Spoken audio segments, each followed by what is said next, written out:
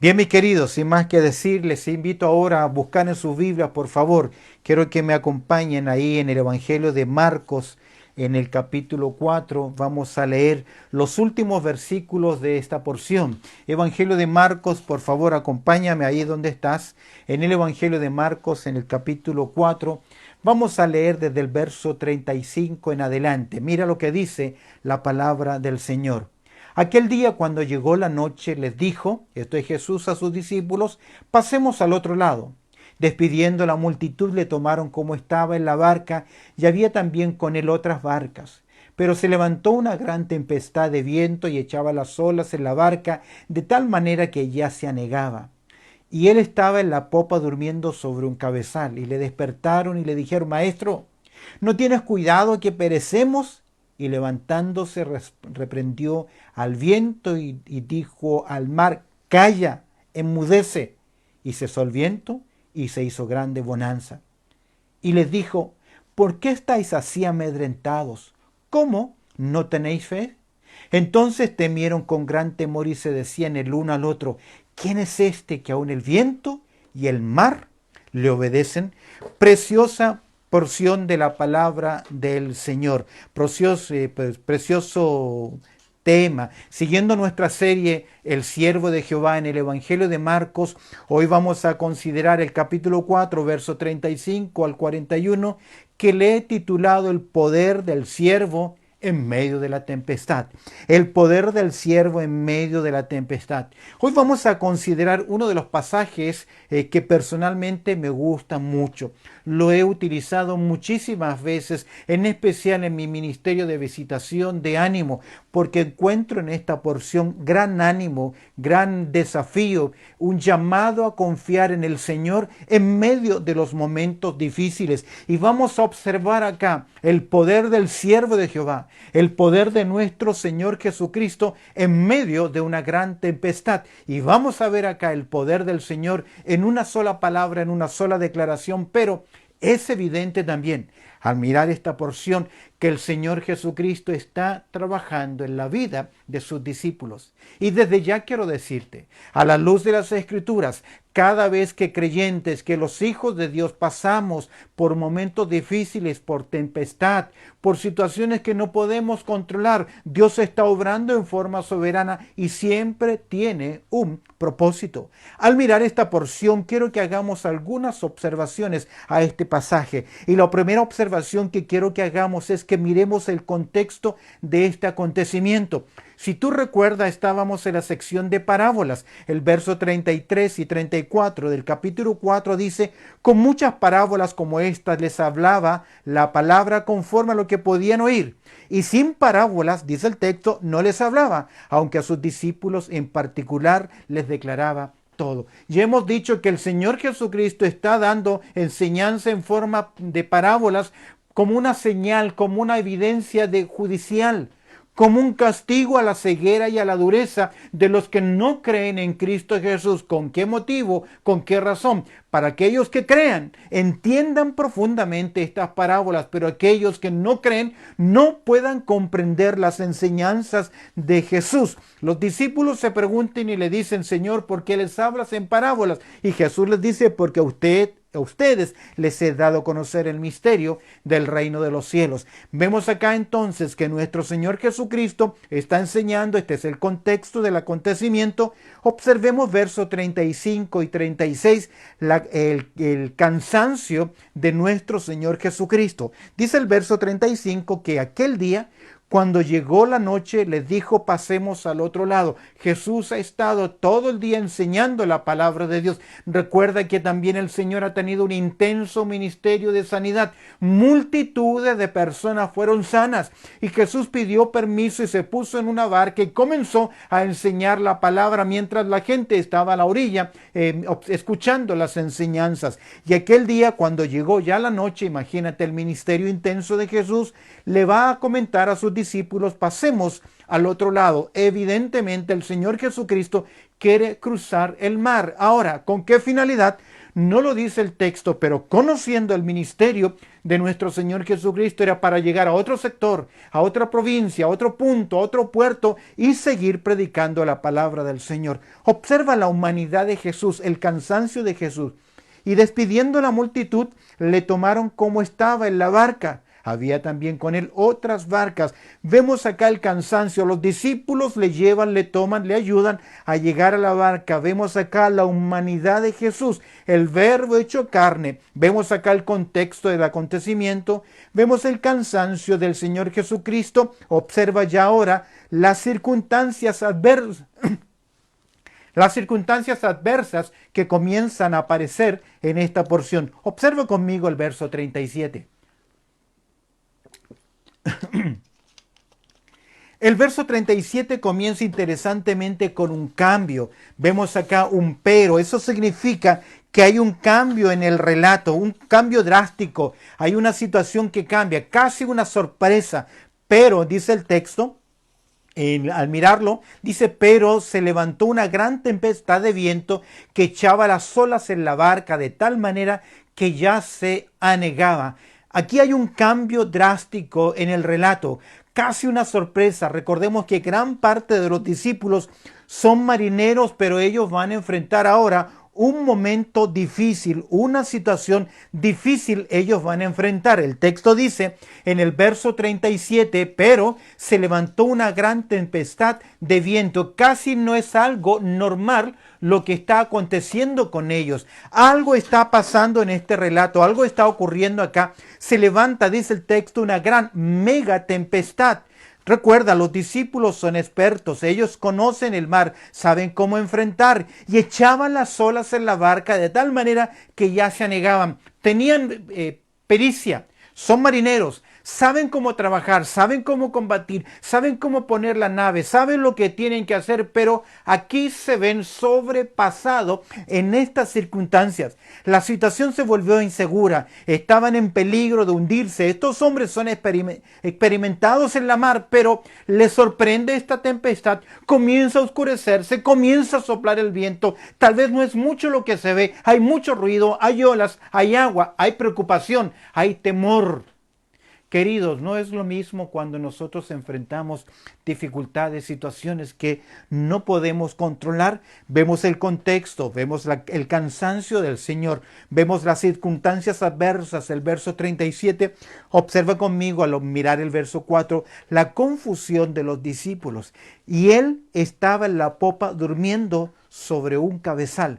Vemos la humanidad de Jesús. Cansancio, agotamiento, pero a la vez la gran lección que el Señor Jesucristo en su soberanía, que Dios en su soberanía está preparando para estos discípulos. Recuerda que el Señor eligió a algunos hombres, a sus apóstoles, para que estuviesen con Él y para enviarlos a predicar. Ellos han entrado en el laboratorio de preparación y déjame decirte algo, en el momento en que usted y yo recibimos a Cristo como nuestro Salvador personal, hemos comenzado ese proceso. Dios está trabajando en nuestra vida, en nuestro carácter y lo hará día a día y debemos aprender a graduarnos de nuestras tempestades en la vida. ¿Cuándo nos vamos a graduar? Cuando ya estemos en la gloria en el cielo. Las grandes lecciones de la vida de los discípulos son igual que nosotros. Es en esos momentos de mucha dificultad que debemos aprender a confiar en Dios de todo nuestro corazón y entender que es en esos momentos donde nos conocemos a nosotros mismos y debemos aprender a conocer de Dios. Esa fue la experiencia de Job. Job dice en el capítulo 42, verso 5, de oídas te había oído, mas ahora mis ojos te ven. Observa el verso 38.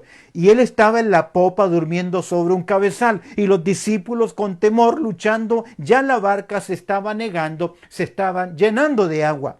Dice el verso 38, y le despertaron y le dijeron, maestro, ¿no tienes cuidado que perecemos? Casi parece palabras de crítica. Creo que esta pregunta de los discípulos va con una crítica. Es como si ellos les estuviesen diciendo, ¿no te importa lo que nos está pasando? Estamos a punto de morir y ahí tú estás durmiendo y sin preocuparte, mira lo que nos está ocurriendo. ¿No es parecida nuestra reacción muchas veces cuando enfrentamos momentos difíciles, noticias, situaciones, circunstancias, pérdida? Y porque el ser humano necesita la justificación y necesita culpar a alguien y dice, Señor, ¿por qué a mí? Ellos están airados, están molestos. Las preocupaciones nos vuelven molestos, nos vuelven airados y muy sarcásticos también. Es por eso que el Proverbio 19:3 dice, la insensatez del hombre tuerce su camino y luego contra Jehová se irrita su corazón. Porque cuando las cosas no suceden como queremos, nos volvemos molestos, nos airamos y somos sarcásticos y buscamos la forma de criticar o de culpar a otros. Los discípulos en estos momentos no están viendo el cuadro general. El Señor está descansando, pero no te olvides que hay detrás de esta tempestad, que no sabemos por qué vino en forma en explicación natural. Llegan a esta tormenta, enfrentan esta dificultad, el Dios soberano está controlando las cosas. Hay un propósito en estos momentos, en esta tormenta, como lo será la próxima que los discípulos van a enfrentar. De hecho, en esta primera tormenta los discípulos algo van a reconocer de Jesús y en la siguiente tormenta algo ellos van a tener que confesar acerca de Jesús. Creo que muchas veces nosotros perdemos, por así decir, la bendición de Dios en nuestras vidas por confiar en nosotros mismos y no aprender a confiar en el Señor en los momentos de dificultad. Escúchame bien, nada ocurre en nuestras vidas sin un propósito de parte de Dios. No te olvides jamás de Romanos capítulo 8, verso 28, que dice que Dios tiene el control de todas las cosas y que ellas trabajan a favor nuestro. Dios está orquestando un plan maravilloso y de vez en cuando Dios permite estas tormentas en nuestras vidas. Dios está orquestando, Dios tiene un propósito. Déjame decirte algo, toda tormenta en la vida tiene metas específicas de parte de Dios en nuestras vidas. Él está trabajando en nosotros. Las tormentas muchas veces son por razones correctivas.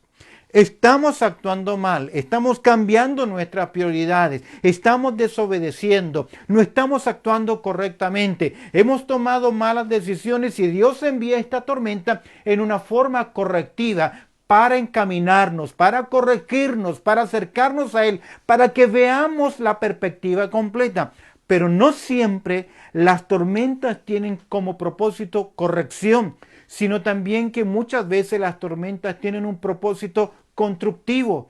Quieren agregar algo más en nuestras vidas. De hecho, acá los discípulos no han cometido nada, no hay desobediencia, no hay una razón correctiva, sino que hay una razón constructiva. Y esa razón constructiva es que estos discípulos debían aprender algo más acerca del Señor Jesucristo, de su Maestro, de aquel que les estaba guiando, aquel que les estaba enseñando. Es por eso que Santiago dice, si alguno tiene falta de sabiduría, ¿qué? Pídala a Dios. ¿Estás en una tormenta? ¿Estás en una situación difícil? ¿Están escapando las cosas? ¿Hay pérdidas? ¿Hay situaciones que no puedes controlar? Debes preguntar, Señor, ¿tienes un propósito correctivo o tienes un propósito constructivo? ¿Estás desarrollando alguna área en mi vida o estás corrigiéndome en el cambio, en mi error de mis prioridades o cómo estoy conduciendo mi vida? De hecho, ¿qué le dicen los discípulos al maestro? Al mirar el verso 38 dice, pero se levantó una gran tempestad de viento y echaba las olas de tal manera que ya se negaba. Y él estaba, verso 38, en la popa durmiendo sobre un cabezal. Y le despertaron y le dijeron, maestro, maestro. Me llama mucho la atención el reconocimiento que ellos tienen acerca de Jesús. El término maestro significa aquel que es un instructor. Ellos realmente reconocen que son discípulos del Señor. Hay un buen reconocimiento del Señor Jesucristo, pero creo que en esta lección ellos van a aprender algo más. Hemos visto el contexto de este acontecimiento. El cansancio del Señor, las circunstancias adversas, la confusión de los discípulos, el verso 18. Observa ahora el verso 39. ¿cuál es la reacción del Señor? Recuerda que casi con falta de respeto van los discípulos y despiertan a Jesús y le dice, mira, ¿no te estás dando cuenta que estamos a punto de morirnos? ¿Qué vamos a hacer? Mira el verso 39, el control soberano. Y levantándose, ¿qué hizo nuestro Señor Jesucristo? Obsérvalo en el verso 39. ¿Qué hizo el Señor? Y levantándose, reprendió al viento y dijo al mar, calla, enmudece.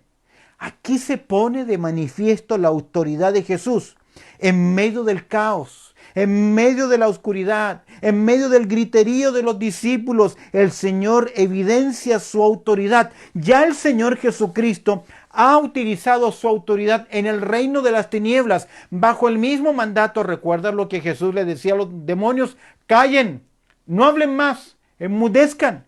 Y aquí vemos no simplemente la autoridad de Jesús sobre el reino espiritual, sino que vemos la autoridad del Señor Jesús sobre el reino natural, ya que con una sola palabra, dice el texto, que reprendió, habló con autoridad e inmediatamente algo ocurrió.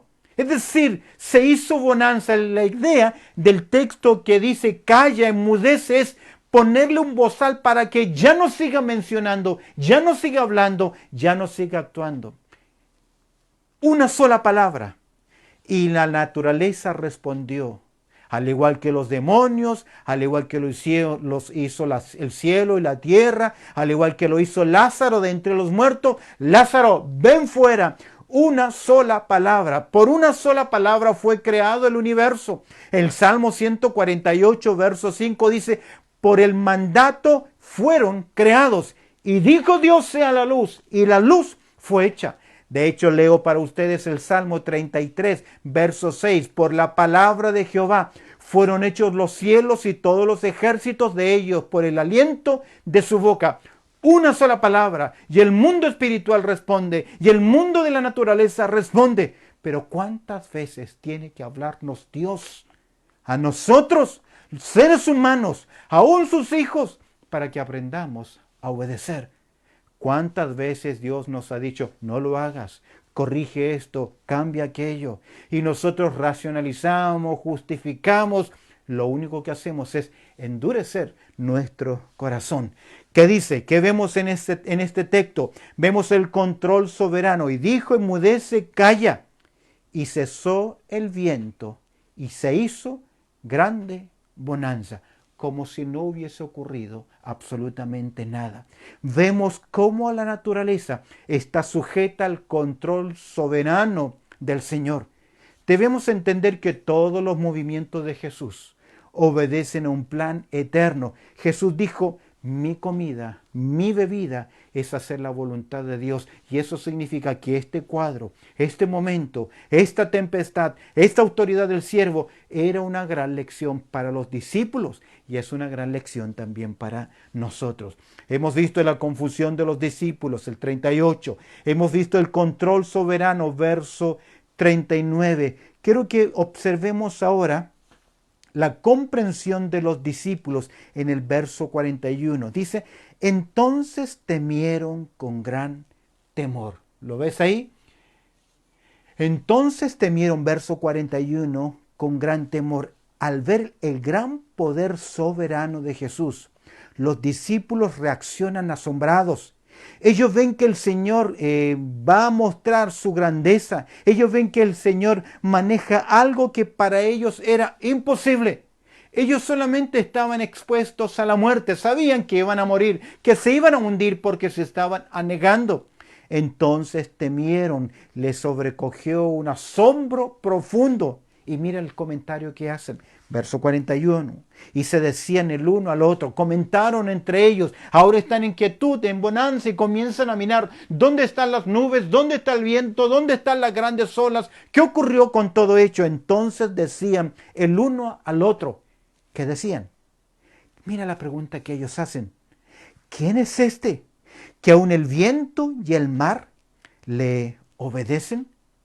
Para los hebreos, el único que tenía control sobre la naturaleza era el Dios soberano, Jehová, el Dios poderoso de la nación de Israel.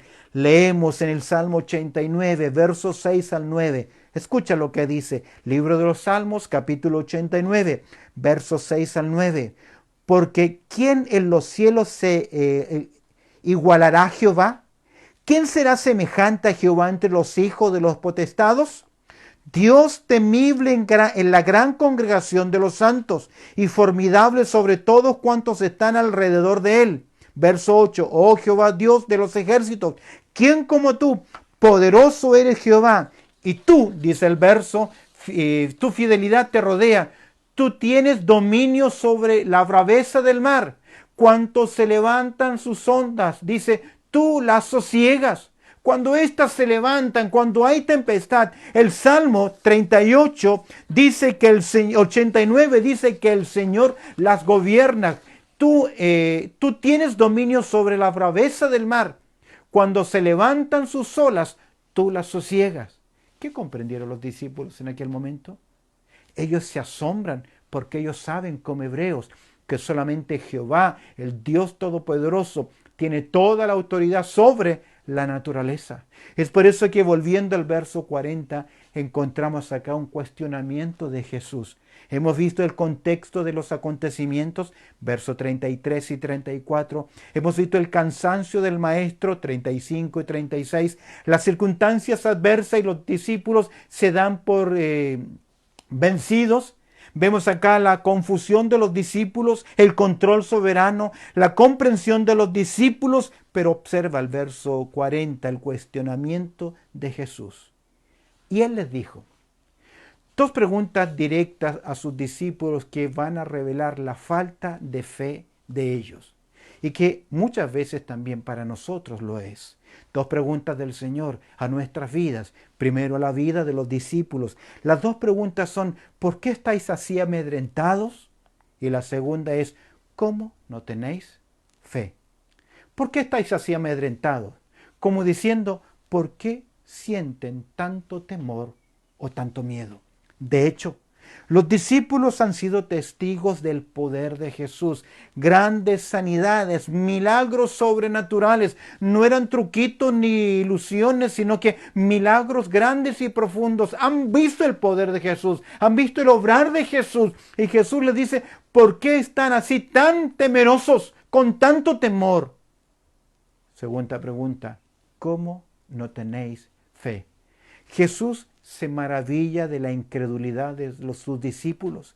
Recordemos que la fe es la confianza que debemos tener en las promesas de Dios. Es casi ver por anticipado lo que Dios va a hacer. Cada vez que usted desobedece, cada vez que usted cambia sus prioridades, cada vez que usted no obedece a la palabra del Señor, lo único que está evidenciando es su falta de fe. Uno de los grandes mandatos que tenemos, y lo digo como pastor de la iglesia, junto a nuestros hermanos líderes, se los decimos a usted, si usted deliberadamente no se congrega porque ha cambiado sus prioridades, no me diga que confía en Dios, no me diga que teme a Dios, no me diga que cree en Dios, no me diga que ama a Dios, porque el que ama al Señor Jesucristo lo obedece. Y aquí tenemos una crítica porque a veces nuestra fe es sentimental, emocional. ¿Cómo no tenéis fe? El pueblo de Dios debe aprender que ya no andamos por vista, sino que andamos por fe. Y si yo tengo fe, debo creer a pesar de que yo no vea. Tomás dijo, yo voy a creer cuando meta el dedo en la herida del Señor Jesús, como diciendo, yo soy un hombre de convicciones. En el Evangelio de Juan, en el capítulo 20, verso 29, Jesús le dice estas palabras a Tomás. Jesús le dijo, porque me has visto, Tomás, creíste. Y mira las palabras del Señor. Bienaventurados los que no vieron y creyeron. Y es posible que uno de nuestros grandes problemas espirituales es nuestra inmadurez espiritual en la fe. El pueblo de Dios debe acercarse con fe al Dios bendito. Recuerda Hebreos capítulo 11, verso 6, pero sin fe es imposible agradar a Dios, porque es necesario que el que se acerca a Dios crea que le hay y que es galardonador de los que le buscan. Si no tienes fe, tienes un problema de madurez espiritual. ¿Qué es fe? Es confiar en las promesas del Señor, que aunque no pueda ver, sabemos que Dios está obrando, que aunque no veamos los resultados que queremos, nada escapa al control soberano del Señor. De esta forma podemos ver el poder del siervo de Dios, del siervo de Jehová, en las tormentas de la vida, en especial en la vida de los discípulos. Hemos visto el contexto, lo que está pasando. Hemos visto la humanidad, el cansancio de Jesús. Hemos visto una circunstancia adversa. Vemos la reacción y la confusión de los discípulos. Vemos el control soberano, una sola palabra del Señor, y el mundo natural, la naturaleza, la tempestad, se detienen, obedecen. Hemos visto la comprensión de los discípulos, se asombran y se preguntan, ¿quién es este que la naturaleza, que el mar, el viento le obedecen? Hemos visto el cuestionar de Jesús. Permíteme terminar con una consideración importante. Las dos preguntas que Jesús hace para hacer reflexión a sus discípulos me hacen pensar en tres cosas importantes. En primer lugar, porque Jesús les dice, ¿cómo no tenéis fe? Critica su falta de fe. No será la primera vez que el Señor Jesucristo tiene que hacer esa crítica a sus propios discípulos. De hecho, cuando el Señor resucita, casi son las mismas palabras. ¡Cuán incrédulos somos! A pesar de que nos llamamos creyentes. Pero quiero que consideres en primer lugar la presencia de Jesús.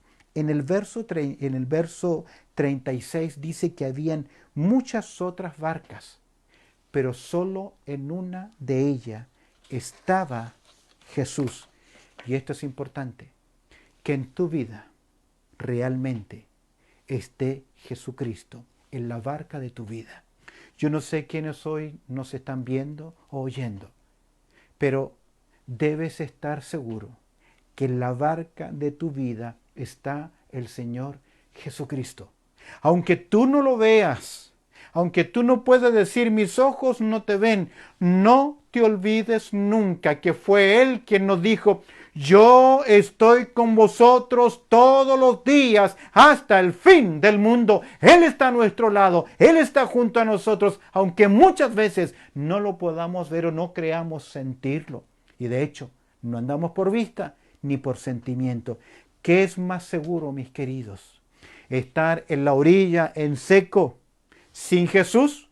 ¿O estar con el agua al cuello, en la barca, junto con Jesús? Dígame, ¿cuál es el lugar más seguro? Siempre será estar con Cristo. Es por eso que la palabra del Señor nos dice que en Cristo Jesús somos ¿qué? Más que vencedores. Ves en primer lugar la presencia de Jesús en nuestras vidas. En segundo lugar, en el verso 35 veo también una promesa. Es por eso que el Señor le dice, ¿por qué estáis así amedrentados?